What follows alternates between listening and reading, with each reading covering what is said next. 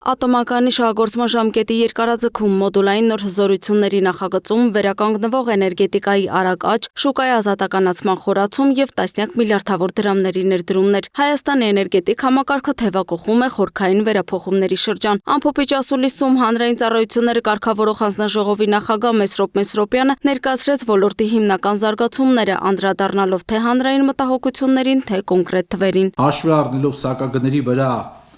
ազդող բոլոր դրական եւ բացասական գործոնները,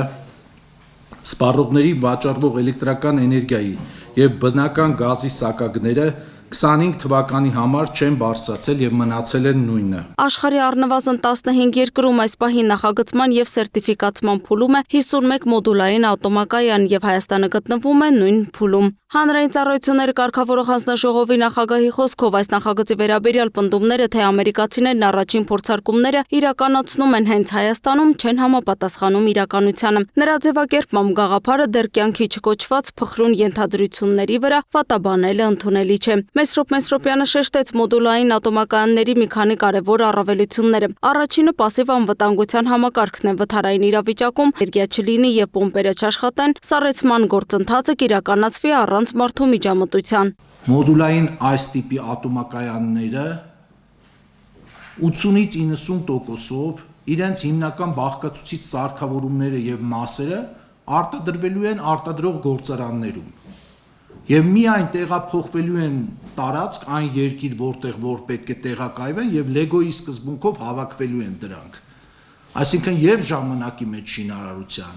եւ շինարարության սխալանքի, եւ անվտանգության առումով սրանք շատ ավելի բարձր դասի ատոմակայաններ են, քան այն ինչ որ այսօր ունենք։ Ըստ Մեսրոպյանի վերջին օրերին արևային եղանակը ցույց է տվել համակարգի առկա սահմանափակումները։ Ցերեկային սպառումը 1100-ից 1200 մեգավատից նվազել է մինչև 650-ից 700 մեգավատ։ Մինչդեռ արևային կայանները շարունակում են աշխատել ամբողջ հզորությամբ։ Արդյունքում բեռնաթափվել են ջերմային կայանները, անջատվել է Երևանի ջեկը, իսկ գործող ատոմակայանը ստիպված է աշխատել բեռնաթափված շատ վատ անթույլատրելի ռեժիմում։ Փոքր մոդուլային կայանների դեպքում նման իրավիճակներից հնարավոր կլինի խուսափել։ Ապրիլից էլ հայկական ատոմային էլեկտրակայանը մեծ հավանականությամբ 5 ամսով դուրս կգա էներգահամակարգից վերանորոգման նպատակով։ Սակայն հանրային ծառայությունները կարգավորող հանձնաժողովի նախագահը վստահեցնում է, էլեկտրաէներգիայի դեֆիցիտի մտավախություն չկա։ Նրա խոսքով դեռ խորհրդային տարիներից Հայաստանը ժառանգել է սպառումը գերազանցող տեղակայված հզորություններ, ուստի ցանկացած կանգառ հնարավոր է փոխարինել այլ գեներացիայով։ Հարցը կարող է լինել միայն սակագնի վրա ազդեցությունը։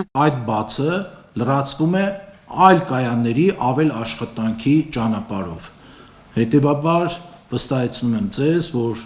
նման մտավախություն չունենք։ Էներգետիկ համակարգում նկատվում է նաև վերականգնվող էներգետիկայի զգալի աճ։ 2025 թվականին ինքնավար էներգոարտադրողների թիվն ավելացել է 18810-ով հասնելով 50059-ի, իսկ նրանց կայանների ընդհանուր դրվածքային հզորությունը մեկ տարում աճել է մոտ 220 մեգավատով, կազմելով 640.1 մեգավատ։ Եթե 2026-ին գործում էր ընդամենը 16 ինքնավար արտադրող 200 կիլովատ հզորությամբ, ապա 2024-ի վերջին նրանց թիվը հասել էր 31249-ի, 420.5 մեգավատ հզորությամբ։ Ուստի օրենքի նախագիծ է մշակվել, ըստ որի ինքնավար արևային կայան ունեցող բաժանորդների համար օրենքի ընդունումից հետո էլեկտրաէներգիայի փոխոսքերի տարեկան հաշվառումից անցում կկատարվի ամսական հաշվառման։ Բոլոր այն քաղաքացիները, որոնք որ 3,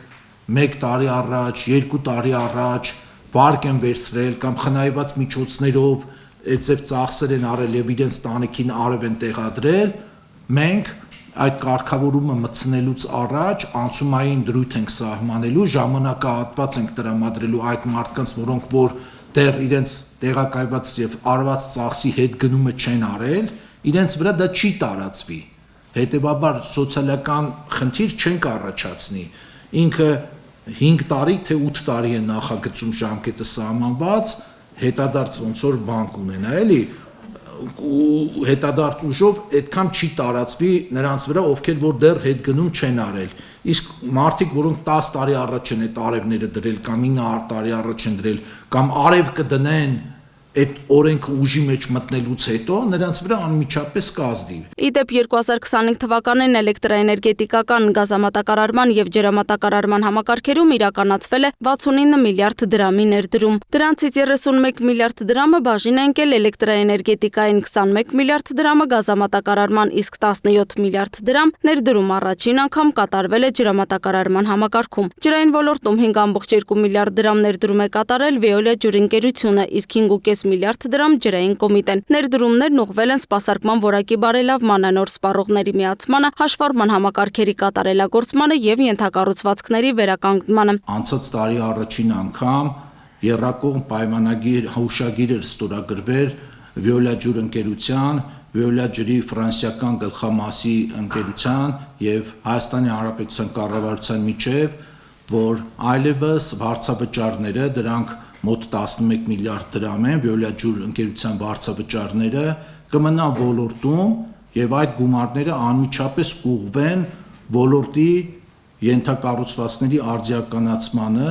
եւ վերակառուցմանը։ Ինչ վերաբերում է սպառման շուրջ բարձրացված հարցերին, ապա Հայաստանի էլեկտրական ցանցեր ընկերությունը հայտնում է, որ հունվար ամսվա սպառման վերաբերյալ ստացված շուրջ 7 տասնյակ ահազանգերի ստուգման արդյունքում հավելագրման դեպքեր չեն արձանագրվել։ Սպառման աճը պայմանավորված է եղել ամանորյա տոնական օրերի, բնականon բարձր սպառմամբ եւ սաստիկ ցուրտ եղանակային պայմաններով։ Լուսինե Գրիգորյան, Free News, Ազատ լուրեր։